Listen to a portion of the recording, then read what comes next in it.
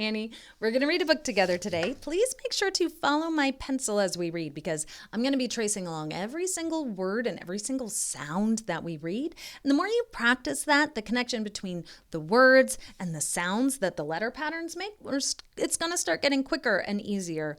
And the more you do that, you'll be able to start reading cooler and cooler books all by yourself. So today's book is called The Very Last Castle. Words by Travis Jonker and pictures by Mark Pett. All right, let's see what this very last castle is all about. This is a longer book, so stick with me, okay? It'll be worth it. There it is again, The Very Last Castle. All right, here we go. In the middle of a small town stood something you might not expect. A castle.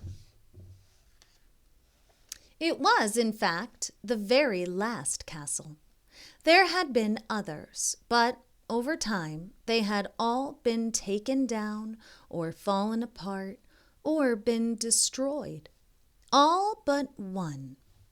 For reasons no one could remember, no one ever came out, and no one was allowed in.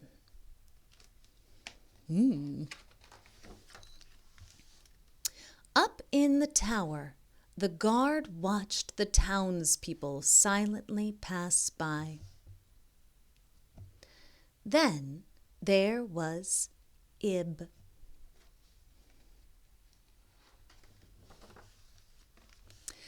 Every day she walked past the castle all alone. Every day she stopped. She looked up. She saw the lone guard standing stone still. Plunk. Burp. She threw like a rock in the moat. Since no one had been inside the castle, the townspeople had ideas about who or what was in there. Snap, snap, snap.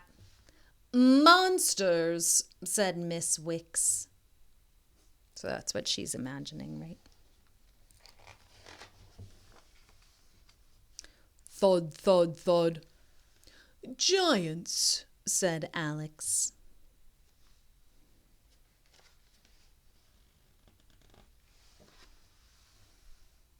So this is fall, right? You can see it's autumn, and now it's winter. It's a very big castle.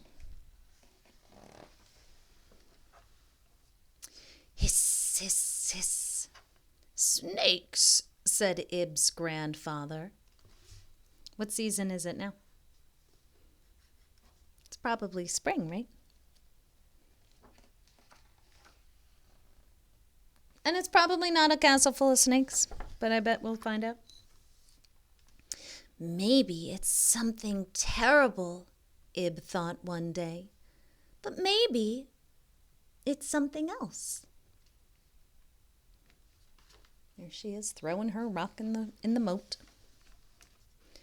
The next morning, Ib walked past the castle. She stopped and looked up at the tower. No guard. Ib had an idea.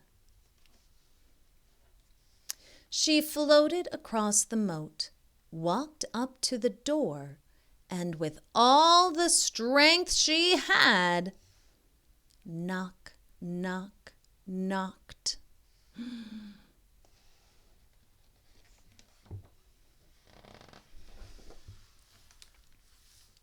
Hiss.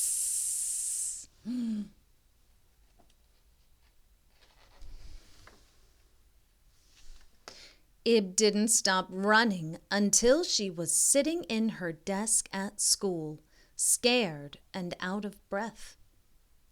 Maybe Grandpa was right. She didn't tell anyone what had happened. Not long after, an envelope arrived. Inside was an invitation.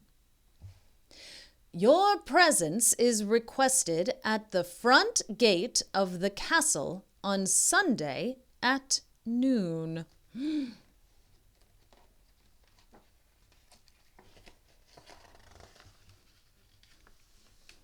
Everyone told Ib to stay away.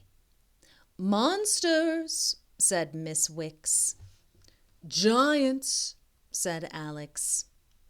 Snakes, said her grandfather.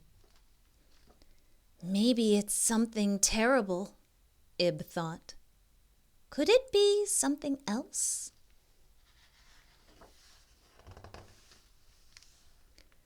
On Sunday, Ib stood all alone outside the front gate. With a loud thunk, the drawbridge began to lower. She trembled. She looked up at the tower. Empty. She took a deep breath. Slowly, Ib did something none of the townspeople had ever done. Oh, this is like so bright. There we go. She walked inside. Everyone's been talking about this castle, but no one's actually gone in it to see what it's like. It turned out Miss Wicks and Alex had been right. There were monsters. And there were giants, but no snakes. And are these real monsters? They're like cool topiary bushes. Someone like carved the bushes into beautiful monsters and like giant things in the garden. Welcome, came a voice, a kind voice. It was the guard. He removed his helmet. He was much older than Ib had expected. I'm the last one left. May I show you around?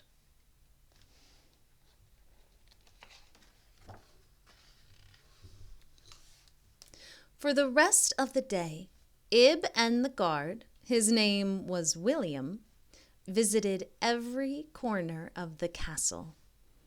Before long, they were pruning near the great hall. Snap, snap, snap. And harvesting by the palace. Thud, thud, thud. Look how big those apples are. My goodness. They ended up where they had started. Why now? Asked Ib. All the other castles are gone, answered William. Someday I will be too. I want someone brave to take my place. Someone curious. Will you help me? Ib thought about William, all on his own. She thought about her family and friends outside the castle. She thought, and then she knew. Yes, Ib replied, but I have a request.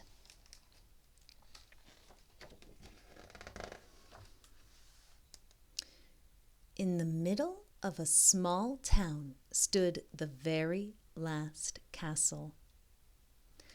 Sometimes someone came out.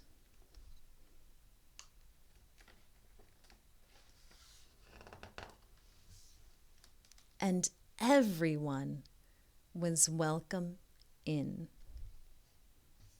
Hiss. What was making the hissing sound the whole time? It was the hoses for their beautiful garden. Isn't that nice? If you liked that, you should get your own copy so you don't hear me chatting away while you're reading. You can get it from your library, or you can get it from, I'll put some links down below and you can get it. You should definitely get this book and get yourself a clicky pencil like this. have a grown-up help you take all the lead out so you don't want to write all over your book. And then you can use it just like I do to follow along with every word and every sound that you're reading, okay? And that really helps to make sure like these all have beautiful pictures. Helps you keep your eyeballs looking where they need to be to look at the words. And then you can, after you read the words, then you can take a few minutes and look at the pictures. It's a great way to read. I think that's a beautiful book. I don't know what the lesson is there. I mean, like you should let people in, right? And you should, if you're going to talk about something, you should know about it. If you're like curious about something, instead of just talking about it with people, find out about it, right? And you might be pleasantly surprised. I think that's a good lesson, right? All right. I hope you really enjoyed that. I sure did. And I will see you very soon.